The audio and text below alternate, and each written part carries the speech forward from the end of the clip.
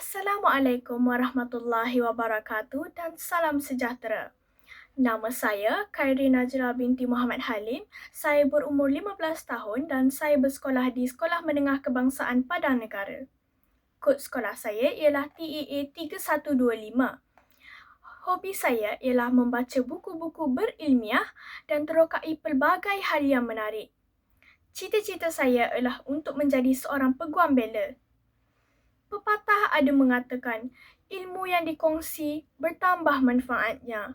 Maka, di dalam video ini, saya akan kongsikan mengenai sebuah buku yang telah saya baca, iaitu buku fiksyen yang berjudul Silat Warrior.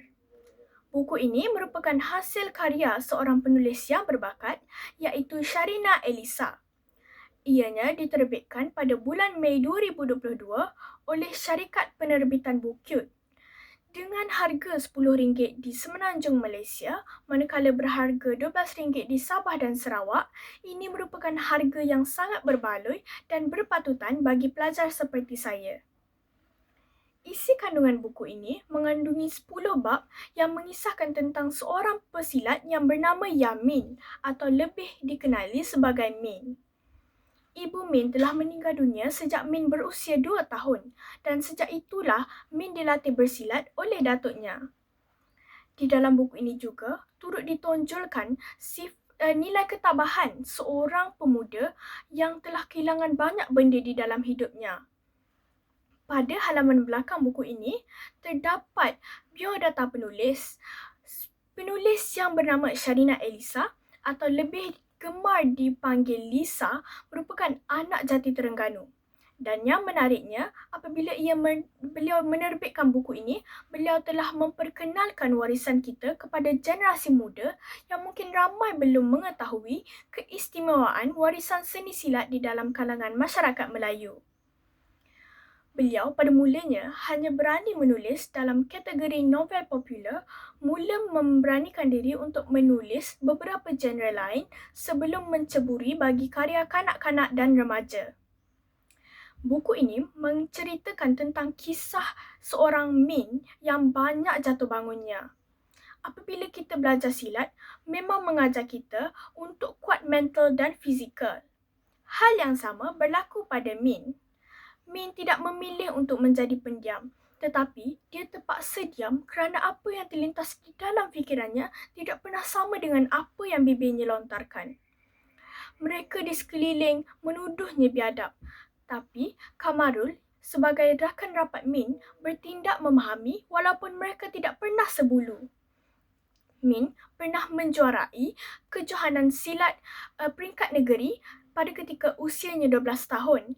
Namun, akibat satu insiden, dia dihurung trauma. Dia semakin menjauh dan enggan bersilat lagi.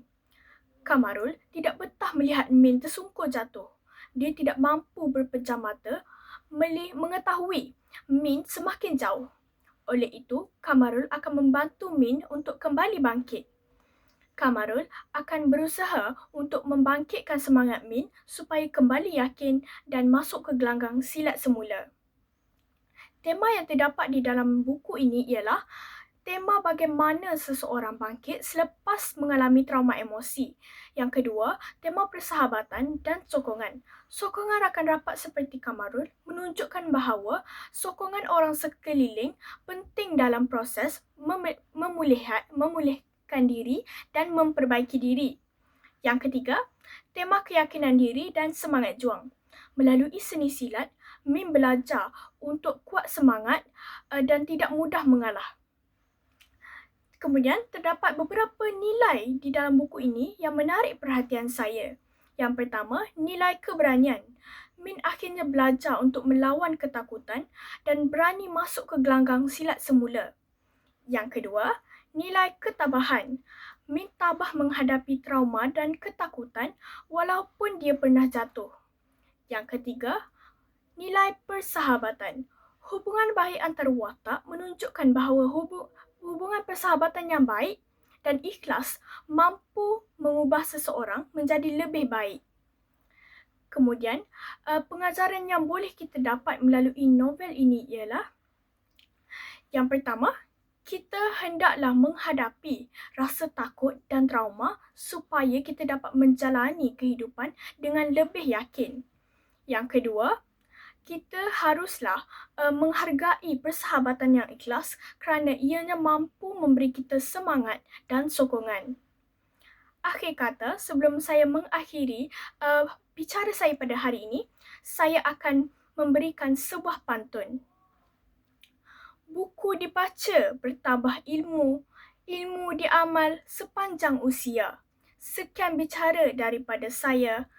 Terima kasih. Salam sejahtera. Assalamualaikum warahmatullahi wabarakatuh.